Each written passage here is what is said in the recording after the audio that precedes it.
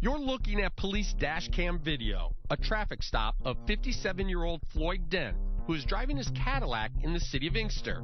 When he's pulled over by police, he opens his car door. The situation immediately escalates and then turns violent. According to police reports and court testimony, Inkster police officer Melendez puts Dent in a chokehold and then delivers 16 blows to his head. A second officer, Zielinszewski, struggles to handcuff Dent. A third officer, Kritzers, runs up and tasers Dent 3 times, twice in the stomach, once in the leg. Several Michigan State police officers respond as backup and are also on scene.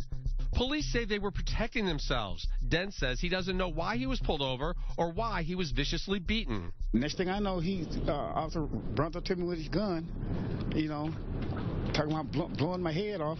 Then he grabbed me out the car, and started beating on me. I just couldn't believe it. Police say they first saw Dent's car through binoculars. They were watching an area known for drug dealing. They followed Dent's car and say he did not properly stop at a stop sign.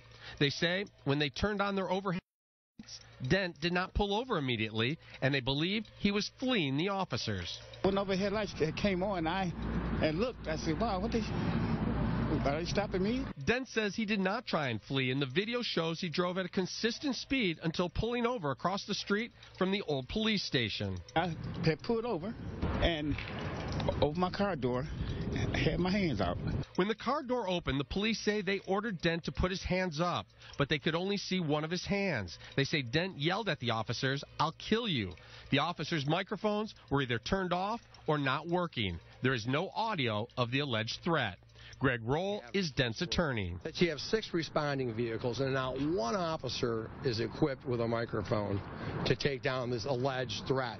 On the ground, police say Dent refused to put his hands behind his back. Dent said he thought he was being choked to death and tried to pull the officer's arm from his throat. The officer says Dent bit him on the arm, and that's why he started punching. They say the 16 blows to the head, a kick to the arm, and 3 taser blasts were necessary to protect themselves while restraining Dent.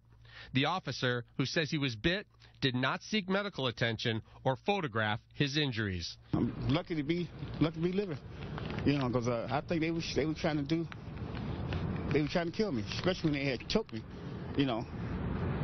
I was on my last breath. I had told the officer, please, I can't breathe. Dent was not armed and no gun was found in his car. After the arrest, police discovered Dent was driving on a suspended license. They also say they found a baggie of crack cocaine under the passenger seat. They planted that stuff in my car, believe me. Dent has been working for Ford Motor Company for 37 years and has no criminal record. He had his blood tested at the hospital and had no drugs in his system. Officer Melendez, the one seen throwing the punches, is the same officer who, when working as a Detroit police officer in 2003, was charged by the U.S. Attorney's Office with planting evidence and falsifying reports. A jury found Officer Melendez not guilty. I worked for mine. I've been in my job 37 years, so, I don't have to sell drugs, I don't sell drugs, and don't do drugs. Floyd Dent is African American. His attorney says the 3 officers who made physical contact with Dent and 7 more who arrived as backup are all white, and that concerns him. In this type of climate, it's just remarkable that things of this still go on. It's amazing. It amazes me. It's shocking and disturbing. A judge looked at the video and dismissed multiple charges, saying there is no evidence that Dent was fleeing and eluding police officers, no evidence that Dent was resisting arrest, and no evidence that Dent assaulted any police officers. Inkster police launched an investigation immediately and asked the Michigan State Police to investigate as well. Officer Melendez is off the street working a desk job pending the outcome of the investigations. The Inkster Police Department has a policy in line with best practices that requires that any significant use of force or serious use of force resulting in injury requires an internal investigation.